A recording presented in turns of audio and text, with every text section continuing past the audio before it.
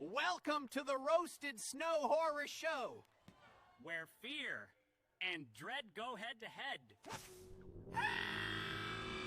Welcome to the show, where the screams collide, where blood runs cold, and the shadows hide. Each week a fight, two films will clash. Last week's champ, will it burn to ash? The Roasted Snow Horror Show, where fear and gore will always flow. One film wins, one must go. The Roasted Snow Horror Show. Lights go down, the fight begins. Which nightmare takes the final win? You pick your side, we'll break it down. The Roasted Snow, the goriest showdown. and here are your hosts. Chris and Ryan. Welcome, everyone, daddies, mummies, everyone, to the Roasted Snow Horror Show. I'm your host, Ryan Rosted. Everybody thinks my last name is Roasted. With me is the inventor of the Dilzer, the sexual Tyrannosaurus, the Viagra pill with a face, Chris Snowman. What's up, man? Man, I'm so good. What a day for Denver sports, huh? Yep, we're recording this on a Sunday, and we just took over the city of LA because the Avs beat the Kings, and the lowly No Rockies. Kings. No Kings. No Kings. No Kings. You were right. I was going to post that and be like, can I wear this to my next No Kings rally? It's just an Avalanche jersey. And, I don't think anybody would have gotten it. But, yeah, and then we got that. We got the Nuggets winning. You guys know Somehow we're in the Denver. Rockies beat the Dodgers in back-to-back games and to end the Twice. series. Yeah, Yeah. that's unheard of. And the only thing you can say when the Rockies beat you twice is you have to accuse them of cheating. Yeah, that's all you can say. That's I mean, all that- is it too early to ask if the Rockies are good? Dare we hope? They're not. They're not good. But we're just comparing them to last year. The bar is in hell, so there's no... So at the time of this recording, the Rockies are 9-13. When they got their 9th win last year, they were 9-42. So, hey, pretty big strides there. Watch, they We'll take the improvement. They go on a 28-game losing streak now. Dude, I mean, my team, the Mets, are the worst team in baseball right now. So I can't escape being part of the worst team. I'm either in Denver with the Rockies or my team, the Mets, are just completely shitting the bed. You know, I'll make you feel better. My second team is the Angels, so they haven't been good. They had Ohtani and Trout, and they still couldn't do shit. So Yeah. and Ohtani leaves, and on one hand, he wins a couple World Series, but on the other hand, he didn't have any legal troubles when he was with the Angels. And then suddenly he had some. Correction. They only found out about the legal troubles after he left. No, the Angels. he was straight laced. He didn't even have an interpreter in Anaheim. Anyway, enough sports talk, guys. Hope you enjoyed our last week's episodes. We had a blast talking about them. The Faces of Death Redux all week was kind of crazy. So this week, though, it's all mummy all the time. Tonight we're going through basically, you know, we usually like to do a ranking system. I mean, I'm sure we'll say what our favorites are and what our least favorites are, but this is basically just going to be going through the Mummy movies, kind of what they meant to us, leading up to Friday's episode where we are going to cover the newest one, Lee Cronin, The Mummy. Crap. Banana hat going on for that one. Bananas and pajamas. And obviously, given our age and our time in life, we're probably going to spend most of our time talking about the Brendan Fraser ones. But just as a whole, The Mummy itself is a very it's an interesting series because obviously it's part of the Universal Monster Universe. They've rebooted it how many goddamn times?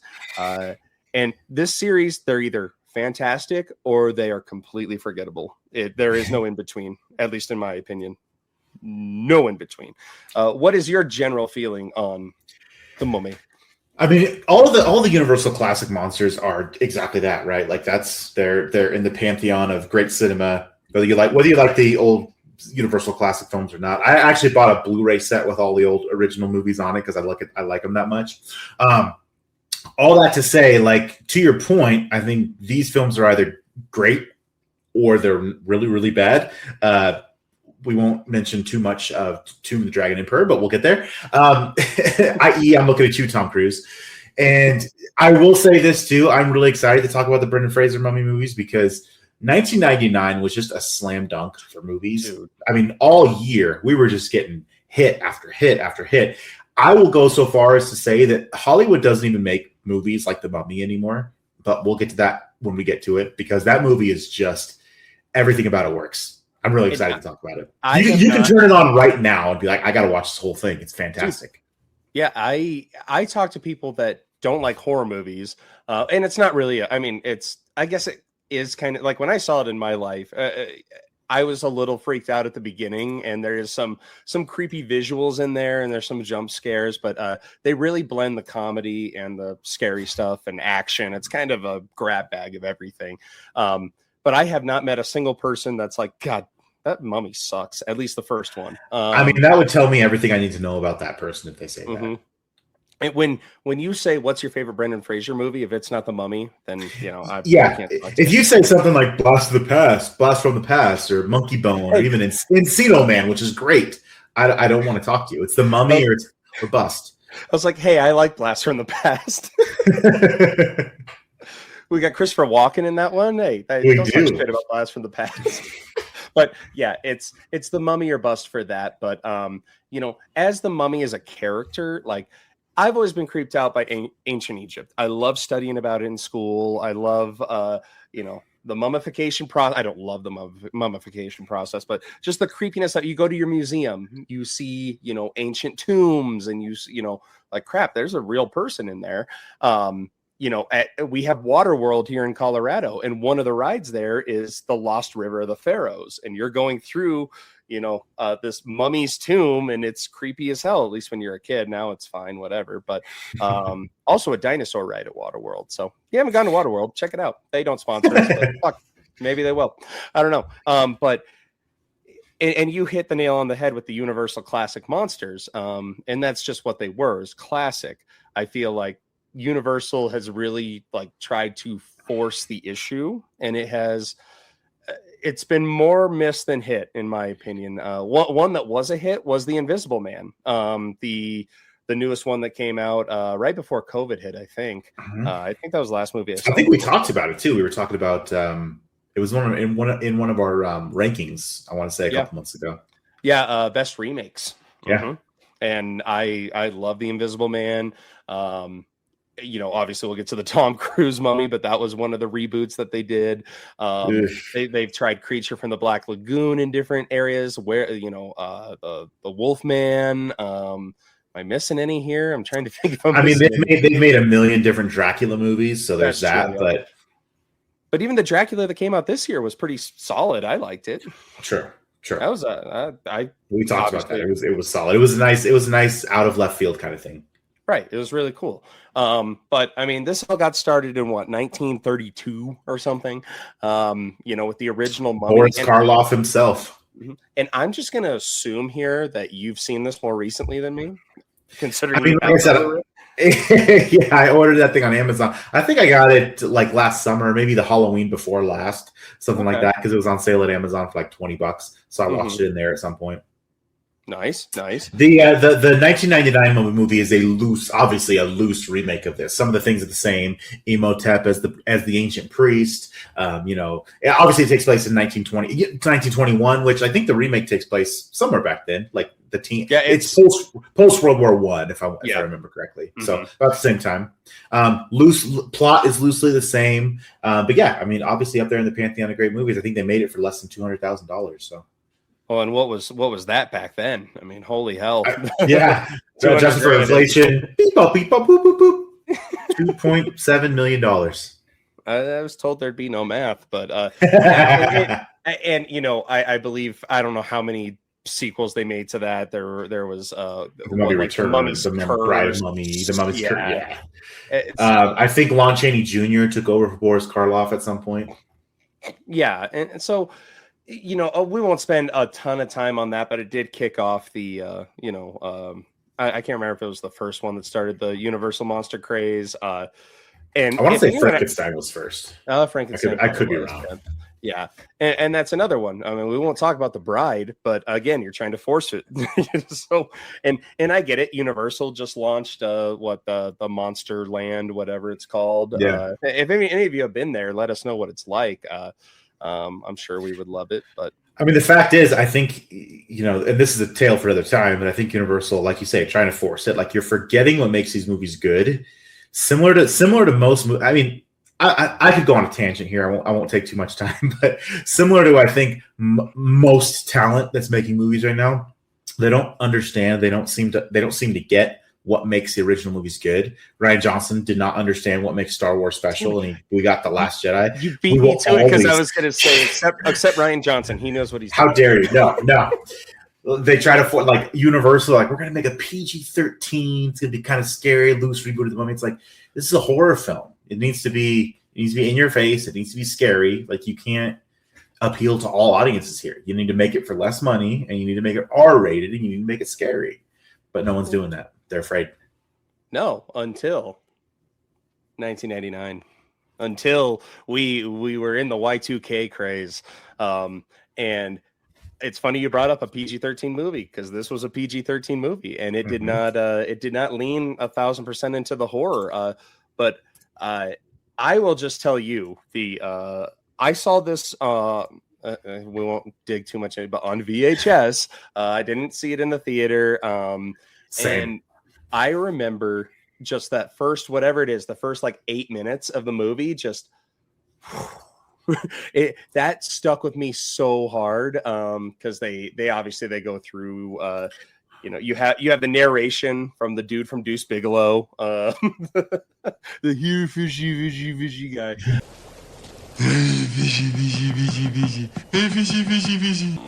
Fishy. They don't like that. But hey, fish guy. Hey, Women pay me to give them pleasure.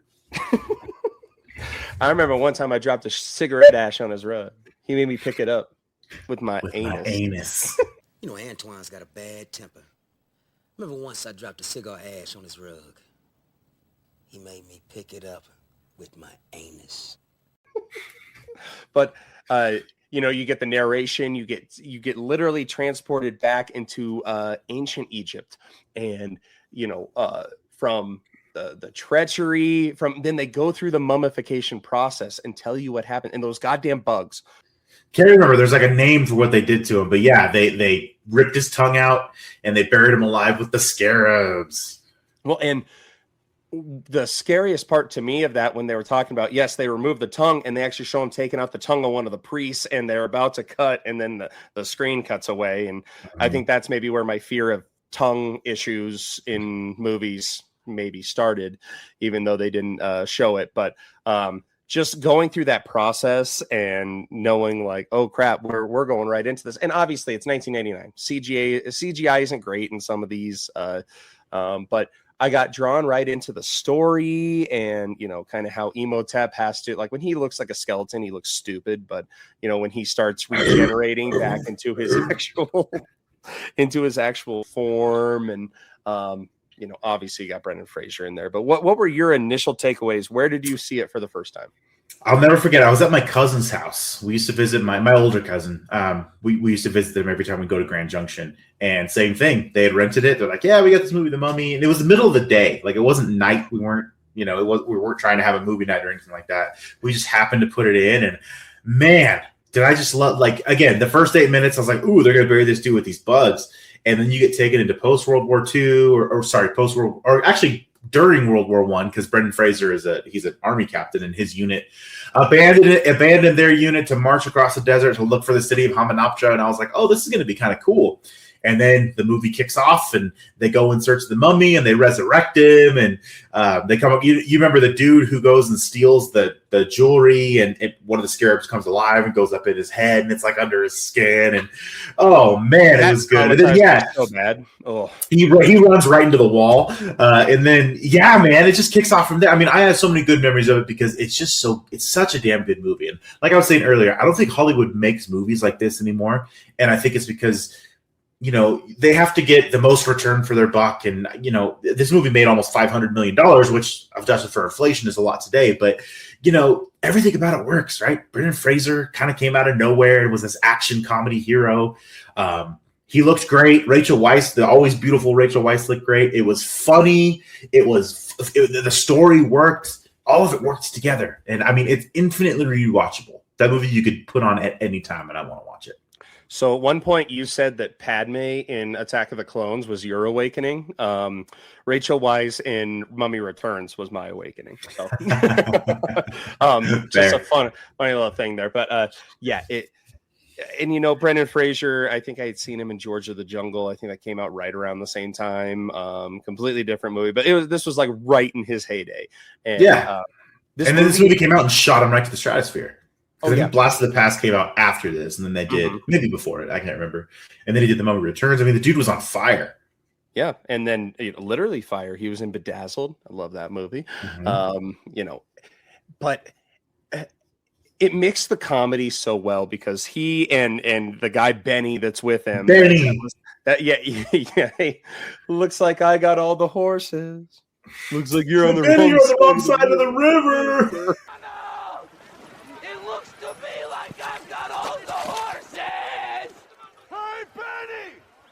To me like you're on the wrong side of the river. Yeah. I love when he walks into the room and Betty sees him and starts running, and he just grabs the chair and throws it at him, whoops it at him, and hits him right in the back. I was like, damn, you got it good. So badass. And the poor bastard who happens to he loses his glasses in the tomb. Oh yeah. Happens to run into the mummy. The mummy sucks his eyes out, sucks his tongue out. Oh, poor son of a bitch. Which plot hole, if he couldn't see when he didn't have his glasses, but the mummy takes his eyes, should the mummy not be able to see either? Right. Yeah. He's like, crap, I need glasses now. You see Imhotep walking into 1 Hour Optical, and he's just like sitting there trying to get that. But and just the story itself, basically, if you read from the Book of the Dead, the fucking, Necronomicon making another appearance.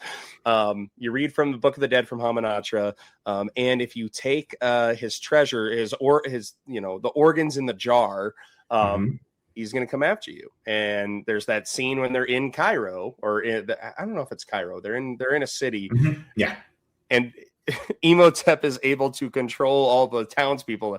Imhotep.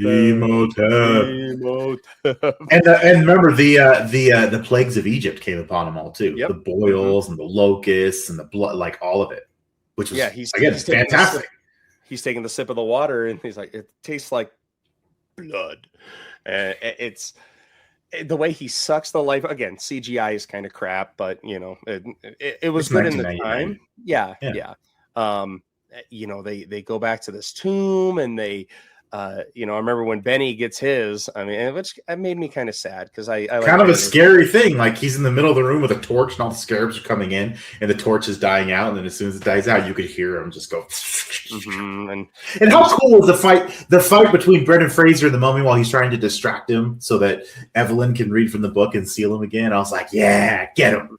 Yeah, let's go.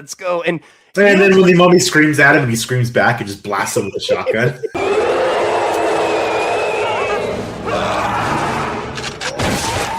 I was like, oh, he got it. He's like, we could do a whole episode just quoting this goddamn movie, but it set the standard. And then Fun fact. Mm-hmm. They almost killed Brendan Fraser in this movie because in the beginning, you'll remember he's to be hung, or he's to be hanged, and they hanged him. And the guy's like, his neck, it did not break.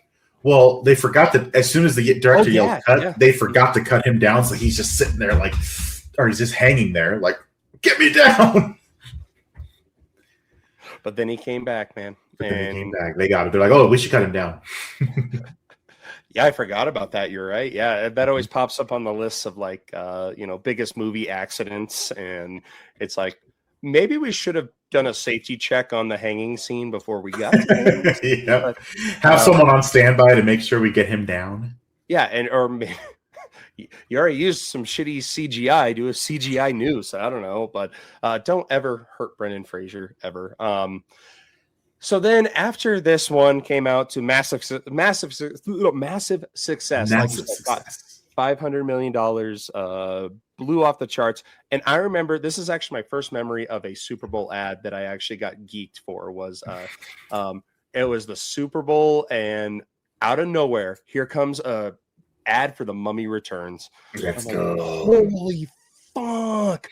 I was so excited, and I saw that movie in theater probably 20 times. I saw that every weekend. It was it's I don't know your feelings on it. I know some people love it, some people I think it's all right. I'm in the camp that loves this movie. It's great. The only bad thing about this movie is the Rock's CGI head at the end. Oh yeah, it takes you away from it. You're like, hold on. He does the people's eyebrow. Yeah, and I was big into WWE at the time, and this was like, holy crap, The Rock's going to be in this movie. Okay, you couldn't stop that now.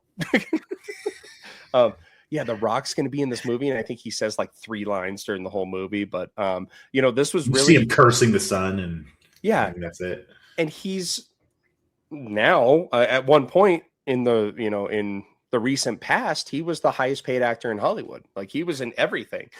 So it's funny to see that he got his start there, just, trying to find the oasis in the desert. And, he's biting the scorpion. And it's like stinging his hand. He's like, takes it. I'll never forget. He takes a bite out of it, and all its guts are like, the goo comes out. Yeah.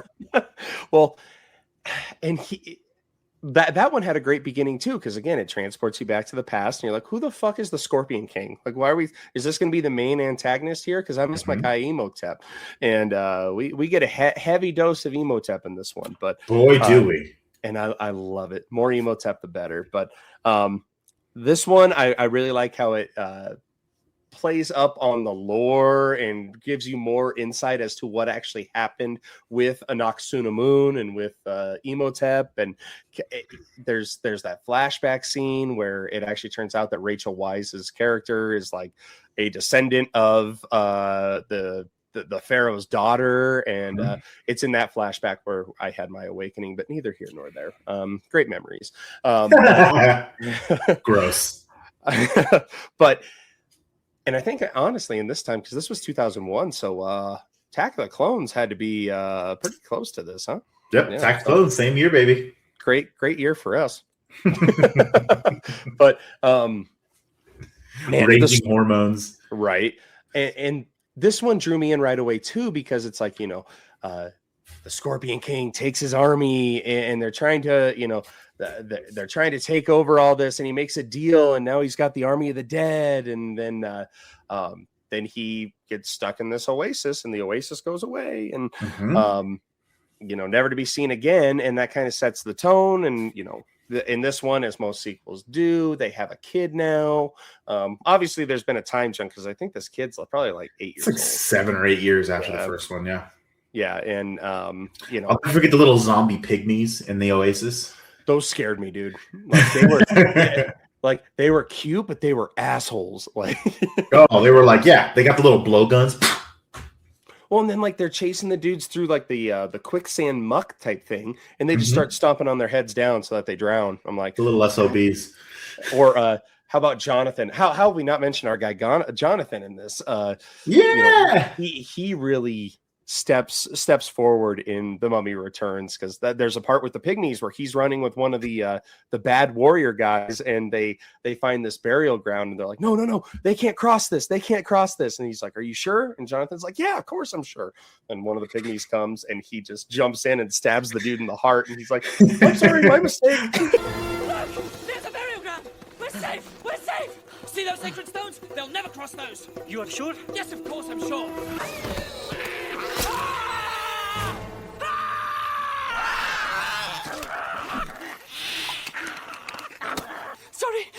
sake. Jonathan's going to be the new one too. They got something God. Hannah. Jonathan Hannah, I think is his name. Thank God. Yeah. Beautiful. They got the whole crew back together. Love it. Yeah, and then like the whole, their son gets the Scorpion King's bracelet, and he's able to see like how to find the oasis. But if he doesn't in time, then he's gonna die. And so the descendant of a Noxunamun is able to dig up the Imhotep. And that scene was creepy too, because then all the scarabs come out from and eat all the construction workers, poor guys. I'll tell you, the NPCs of all these movies they have the worst fates. They get it so bad, dude. They get it so bad all the time. Yeah, it's like again, we go back to the pygmies, but they're walking through the high grass, and it's like Jurassic Park, and like they just start dropping. They start. Don't go into the long grass. It's just I remember being so stressed out in this movie because like they have to get their son into the pyramid by the time the sun rises, and there's that cool shot. They barely get him there. Yeah, the sun is actually chasing, and Imhotep's trying to get there too, because if you get there, you kill the Scorpion King, you get to control his army, and obviously they'll go. And the awesome part of the movie, they had an awesome car chase / bus chase scene at the beginning. You remember that? It was, and it takes place in London, which is obviously super cool. Like, what the fuck? Now we get London zombies? Double decker bus zombies. I like that. I like zombie that. mummies. Zombie mummies. Zombies. They have dilzers. We're good. Zombies chase you with dilzers. That's the way to go. If you, what could be scarier than half-dead pygmies? Chasing you with the dilzers. That sounds like the beginning of a. Never mind. Yeah. If you guys are new here and you don't know what a dilzer is, first of all, be thankful. Second of all, check out go back and watch Faces of Death. Can't remember exactly how we got started on that, but it was 1,000 Ways to Die. That's how we did. But and this one, like you're right. The worst part about this is The Rock, the stupid CGI. But even that fight scene is pretty cool because Imhotep and Brendan Fraser, Rick O'Connell, have to kind of team up to get away from the Scorpion King, but at the same time they're both trying to kill him. There's a cool like drag me to hell sequence kind of with Imhotep. He gets dragged down. Imhotep speaks some English in this one. That's badass. If I remember right too, I remember reading a news article. Someone was talking about the bad CGI of the Scorpion King. They were saying something like it was a last minute, like pretty much the movie was done. And like, we have to put, it wasn't supposed to be his head on there. And someone made the decision. Like, I think that someone maybe at the studio was like, no, it has to be The Rock's face and it has to do this. So they had to go back at the 11th hour, just scramble together this thing. I think that's why it looked so terrible. You guys double check it because there is a story behind why it was so bad. That would make sense. I mean, yeah, because when we say it's bad. Like it's really atrocious. It's their climax of the scene. Like the setting is really cool. You got these flames going up, and like this, and they built it up like we're gonna see the Scorpion King and how he is now, and it's like he's this. And I would say there's really no. I mean, I was gonna say there's no excuse for it. The only excuse for it has to be. Yeah, we had to do this at the 11th hour with no budget and no time because, to your previous point, Attack of the Clones came out the same year, and that entire movie was digital and looked fantastic. Oh yeah, I mean, Episode 1 had come out 2 years before. Like we did Attack of the Clones this year. It was the first film ever filmed entirely on digital, like on blue screen everything, and just the actors are in blue sets. Fun fact: Star Wars Episode 2 was the first film to do that. But crazy. All that to say. The digital effects, the CGI looked fantastic. So the technology was there, but they just couldn't get it for this one. Yeah. And, I'm not going to harp on it too much because even if you go back, the CGI, like Army of the Dead, they don't look great either. But I always love that battle sequence because you got the, and their name is spacing me. What is the protectors of the land of the dead? What is their name? You're talking about the ones that chase them in the bus? No, the ones where Deuce Bigelow guy, he's the head of them. Not the Magi. The Magi. Magi. Because we find out that Rick is, a descendant of a Magi. But their battle sequence where they have to go up around the army of the dead and they defeat them all. Cool. And they are just like, and then it turns out that there's the second wave is coming and there's like 10 of them left. They're like, oh, we're going to battle to the death. And, the comic relief here, you get the dude that runs the hot air balloon. He's hilarious. He's like the little kid actor was fantastic in this one. Solid. Are we there yet? Are we there yet? Are we there yet? Are we there yet? No. Wow, my dad is going to kick your ass.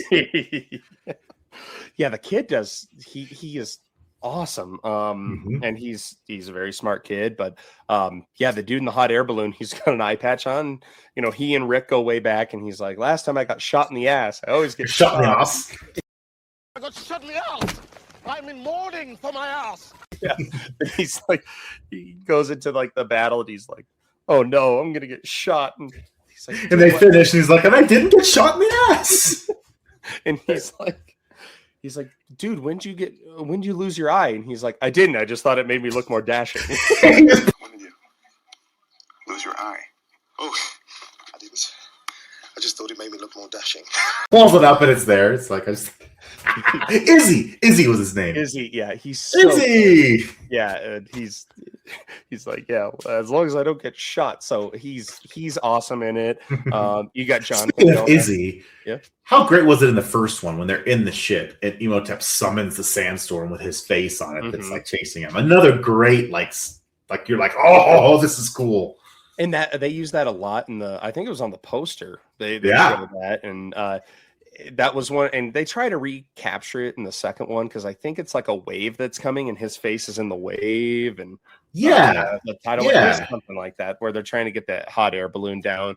But man, Anaxunamun does Imhotep dirty here. Does she ever? Man, she's hardcore. But bitch. Killing my guy Imhotep, and then we got to get dirty the bitch. dragon one. dirty bitch. Shut your mouth. Shut your mouth. Pan. Shut your mouth. But yeah, I love The Mummy Returns. Maybe it's because I saw it in the theaters and I got just so jacked for it, and it was a great sequel. And and that's the thing. I think it's rare that you have something that drops like The Mummy. It's like, oh, this is, they got something here, and then they make a sequel that is just as good. Yeah, I'm thinking like maybe like National Treasure 2. Yeah. And around the same timeline ish. Those were good. And it's just like, and then we go on a hiatus for 7 years. Yep. Then we get to 2008 and the news comes out. We're getting another Mummy movie. We're getting Brendan Fraser. We're getting Jet Li. Yeah, Jet Li is fucking in it. You're right. Yeah. Man, he was in one that, it's called like The Chosen or something. There was one. The one. Fucking like, I couldn't wait to see that movie. I feel like that was the first time I saw Jason Statham. Oh yeah, he was in that one. Yeah. He was the partner. Yeah. The first time I remember seeing Jason Statham was The Italian Job. Guy Ritchie. I love The Italian Job, but damn, we're going off on some tangents here. But, this is the Roasted Stone Horror Show. Yep, and we just don't want to talk about the next two in this series, but we figure out, hey, it's going to take place it's going to deal with a Chinese emperor, and very Mulan-esque, I guess. So we're like, and super cool. Like, yeah, they're dealing with the Terracotta Army, which is one of the, I think it's one of the wonders of the world. It's pretty cool. So. Yeah, and so they had a good setup here. I can't remember. Did they recast Rachel Weisz in this one? They did. They used Maria Bello this time around. That's right. Who also beautiful, but not Rachel Weisz. I hate it when movies do. The only movie I think that actually pulled that off for me, the recasting of a main female lead or even male lead, was from Batman Begins to The Dark Knight. Maggie Gyllenhaal. Yep, I thought that was fine. Maybe I'm in the minority there, but I hate it when movies do that and you're just trying to. My understanding is a different director, different team. Mm-hmm. And typically when that happens, you have one person. It's like, I only want to work with the original, the original director. I want to work with the original team. If they can't get them together, not everyone's going to be on board. Yeah, and this one felt definitely like a cash grab. Like they're like, hey, we're running out of some ideas. Fuck, let's get another Mummy movie out there. And Yep, felt forced. I think I did okay at the box office, but yeah, this is the first. It was a success. It was a commercial success. Mm-hmm. Critical, not so much. Audience reaction, not so much. And the most I can say about this one is it's forgettable. It really is. There's nothing that kind of sticks out on this one. I mean, Jet Li's always cool to watch on film, although God bless him, he's literally looks like an elderly man now.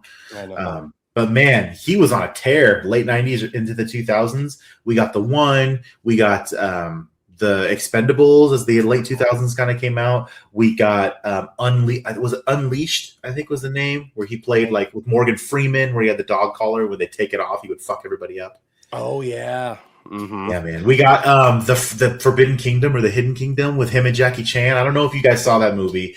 God, if you guys have not seen the Forbidden Kingdom with Jackie Chan and Jet Li, go watch it. Oh my goodness, is it good? And just the most badass name. He's Jet Li. Like he's Jet Li. What a name! Like, come on. Yeah, he and I could go on and on about Jackie Chan movies. Whether you go, Shanghai Noon, you go obviously Shanghai Nights. Yep, one of my favorites of all time is Rush Hour. I love of course, all three. What the hell did you just say? Do you understand the words that are coming out of my mouth? Nobody understands the words that are coming out of your mouth, man. Some of the best outtakes ever are in those credits for those movies. And I actually went to middle school with the chick that played Soo Young. Yeah, that was her name, Soo Young, in that movie. So I actually went to middle school with her. So that's my little claim to fame there. I met her like once in an orientation. That was it. So we go way back. Me and Soo Young. You and Soo Young. Yep. You tight. Yep. I was in line to be in a role in Rush Hour, but didn't really work out. So every time I hear Fantasy by Mariah Carey, I think of Rush Hour. Oh yeah. Every night, talking sweet and looking fat. And that scene traumatized me because the guy walks up and he's just like, just Rush Hour. Is it just Rush Hour? Bam, bam. So bad. And that's when they weren't afraid to make R-rated buddy comedies. That was rated R, wasn't it? Yeah. No, I think they're all PG-13. Oh so. Man. Yeah, but I mean, classic. And then Rush Hour 2, they brought in the Vegas thing, and I love Rush Hour 3. I thought that was funny. It not obviously as good as the first two, but yeah, nothing's the one. I am Michael Jackson. You are Toto. You mean Tito? Yeah, you mean Tito. What was what we had last night for dinner? I always wanted to see Madison Square Garden.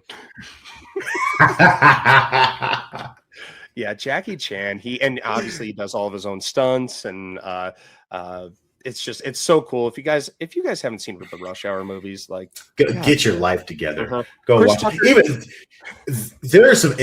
Number one, they're great movies. Number two, they're infinitely quotable. I still think of Rush Hour 3 when Jackie Chan is like, "I'm your brother and I'm fly. You down with that, Snoopy? It's dope, isn't it?" And then Chris Tucker's like, "Sorry, Lee, you can't be black. There's a height requirement."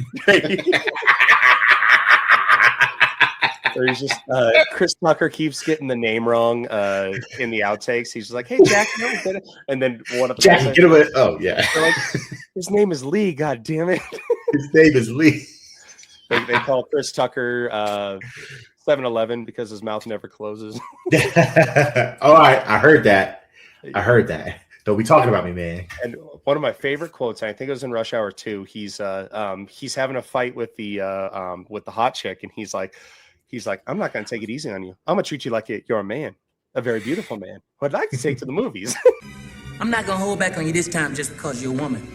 I'm going to pretend you're a man. A very beautiful man with a perfect body who I'd like to take to the movies. I ain't never hit a woman in my life, but your ass is pushing it. Yeah, and he's just like, "We could have been something, but you one crazy ass bitch." All right, enough about Rush Hour. Oh God, I love it. Oh, me too. But all this to say, Jet Li's great. Jet Li's awesome. This movie sucked. All I remember about this movie is I think there was a scene like in the snow where they're in like they're climbing a mountain. That's literally all I remember. I don't remember any lines from it. Yeah, Rick and Evie's son.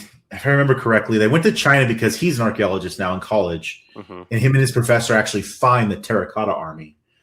And yeah, something happens. This happens to this person, and they find a jewel, and they go to Shangri-La. That's the mountain they're climbing.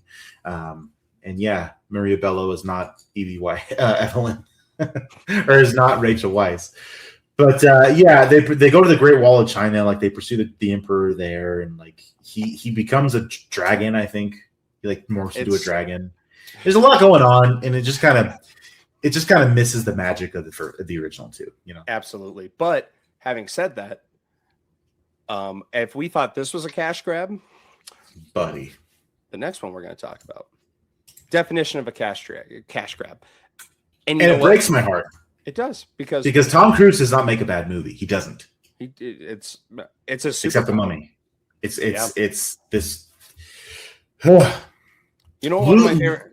Loose effort, like you said earlier, to really reboot the Universal Monster movie, because this came out at the height of towards the end of the MCU. We were getting ready to get Avengers Endgame. World building was a huge thing. Obviously, he's making a ton of money when you do it right. So Universal's like, you know what? We're sending all these monster franchises. They've all got to happen in the same universe. Let's make our own cinematic universe of these monsters. And then they made the Mummy. And they tried to. I mean, I'll give them credit. They tried to make it fresh, like instead of Imhotep and that story. It's so therein lies the problem for me. Mm-hmm. I mean, it's a fundamental change. It's 100%. Like that's the thing. Like you don't. It makes me so angry that you try to shoehorn a fundamental change and expect people to like it. Like that's not what people want. Give the people what they want. You know. Well, and I mean, some movies do it and they can pull it off. I'm looking at you, Pet Sematary remake, because they also changed a major aspect of that. Even looking at it through the previews, I don't think they made it obvious. So it was more of like a shock when you saw it in the. You're expecting Gage to die. You're like, when's Gage going to die? And then here comes the truck, and you're like, oh, Gage, here it goes. And then they turn it on you. It's like, oh, subverting expectations. I like this. So it can work, but if you are doing a cash grab, if you are trying to force something, and obviously people went to go see it because it had Tom Cruise, had Russell Crowe. It had juice behind it.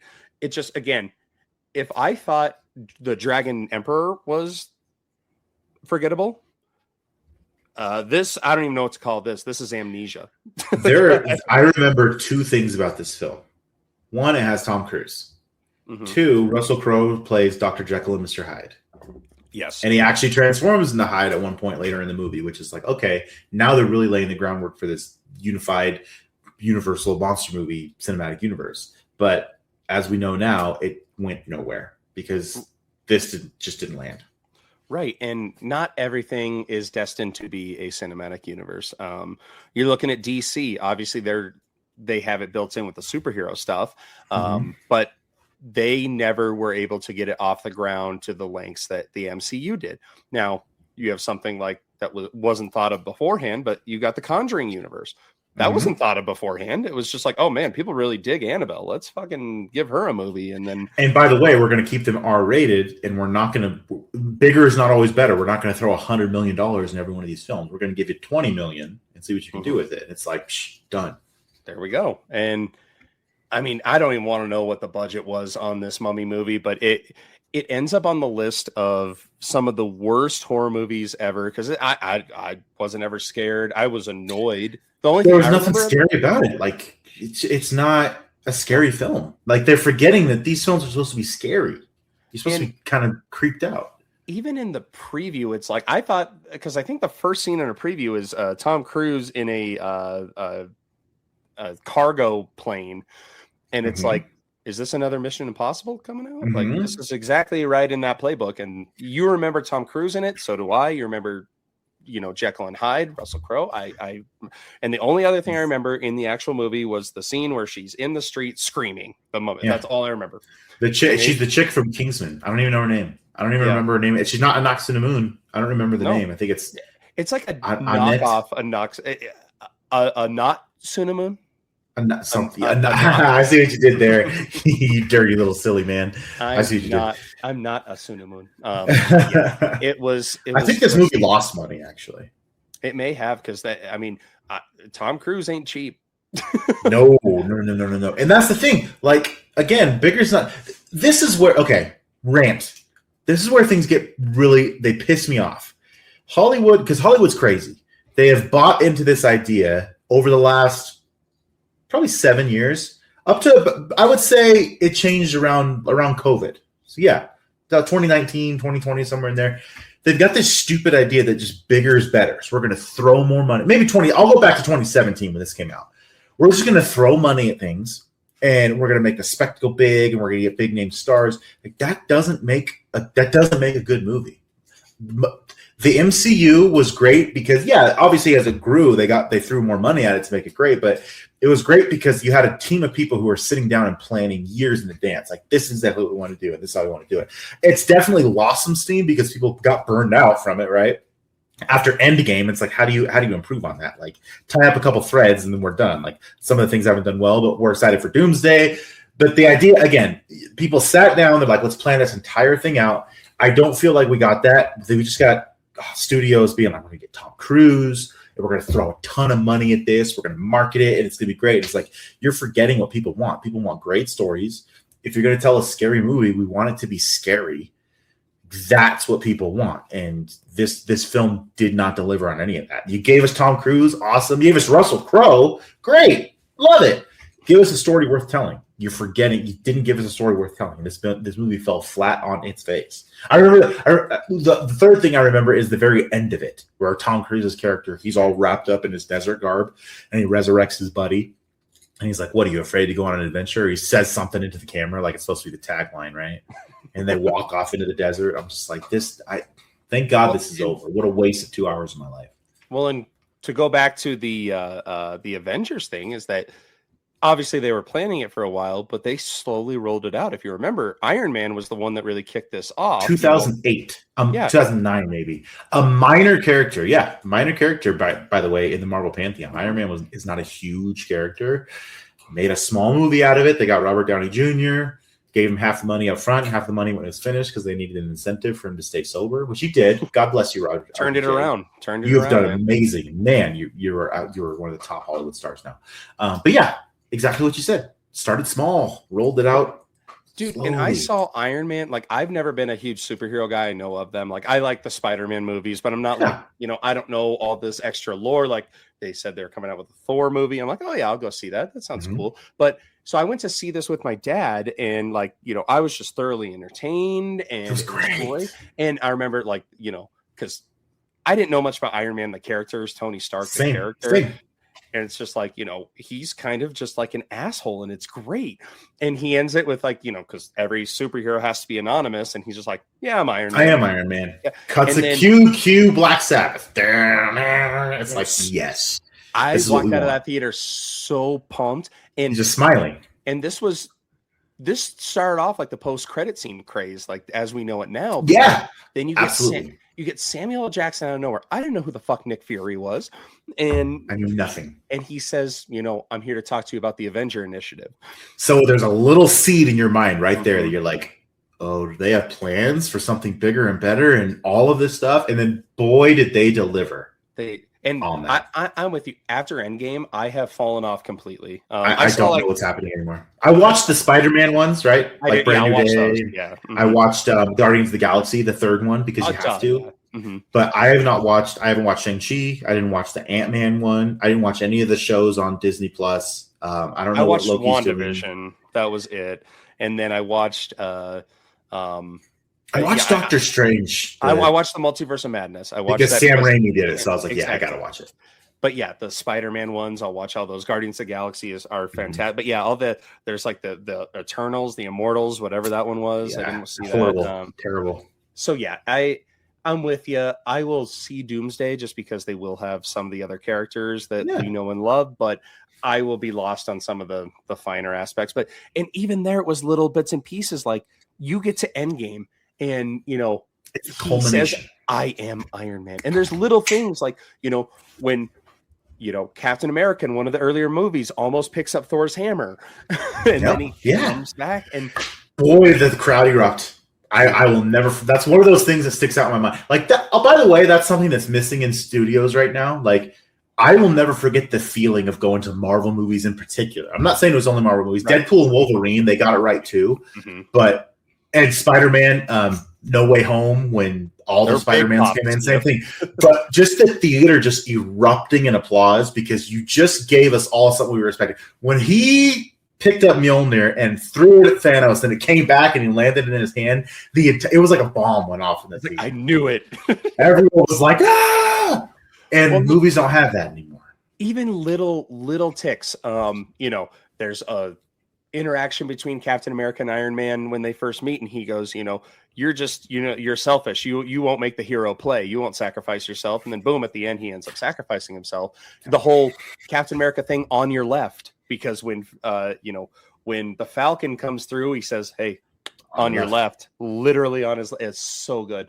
Not to go off on a Avengers tangent here, but that's what all that to say. That's what makes it good. Is good writing, crowd pleasing moments.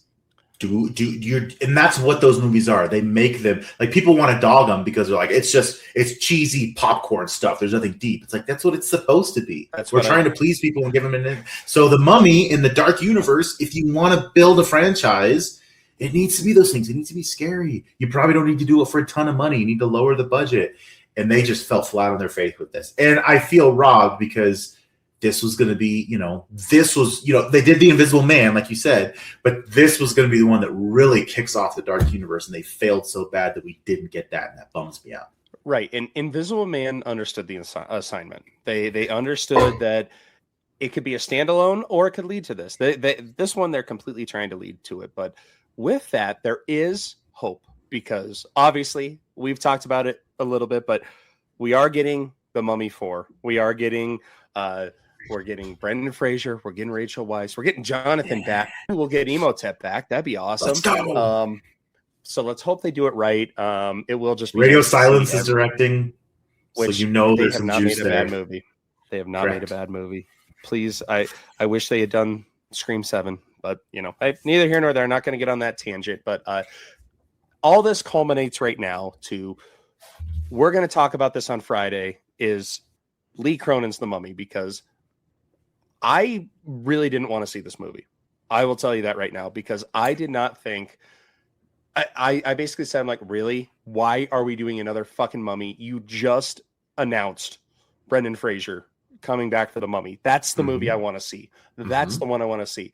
If we weren't doing the show, I don't know if I would go and see this movie. Having said that, though, this takes a very different turn than a lot of the other Mummy movies, which we will get into on Friday.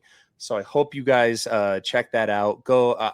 I will say this: if you like the Mummy movies, and even if you hate the other ones, the Tom Cruise, the Dragon one, go see this one because it is a good standalone. Reel it back into the horror aspect of The Mummy because, the Brendan Fraser ones, it's a kind of action comedy with a little bit of scary stuff in the back. This puts the terror right again, front and center. And I love that. And Lee Cronin becoming one of my favorite horror directors like James Wan would be, you know what I'm saying? He's getting that. Except for he makes me want to throw up every time I see one of his movies, but we'll get into that. But yes, this one definitely ups cheese graters. Yeah, there's no cheese grater in this one, thankfully. But fuck, no, I will get into it on Friday. I got so many notes on this one. So, guys, check out Lee Cronin's The Mummy. Check out these other Mummy movies. Come check this out with us on Friday for Lee Cronin's The Mummy. Obviously, I don't know. Do you have any suggestions for this episode? I was just going to say go watch all the Mummy movies. That's exactly what I was going to say. I think all of them are on Hulu right now. If I'm not mistaken. So guys, if you're younger, maybe you're like 20 years old and you're listening to this podcast, or even like 23 years old, you're not familiar with the Mummy movies with Brendan Fraser, go watch The Mummy and The Mummy Returns. You can skip the third one. It's not really necessary, but by all means, watch The Mummy, watch The Mummy Returns. They're so good. They're so good. To this day, they're good. Even if you just take away the cheesy CGI and you will have a good time. If you know that going in, they hold up. And like you said, if they're on TNT or something, yeah, hell yeah, I'll throw it on. I'm like, yep, we're gonna finish this. And like, I'll. There was a time where we would watch the series, Katie and I, and we would just be saying quotes back to each other, and that's the type of movie that you don't realize you have it until it's gone. That's like I said, Hollywood doesn't make them like that anymore. They don't. So with that, watch the Mummy movies, get unwrapped. We'll see you on Friday for the new one. Leak right. Guys, we will see you on Friday. Later. Thanks for listening to the Roasted Snow Horror Show. Please follow us on our social media pages and tell your friends. Pretty please!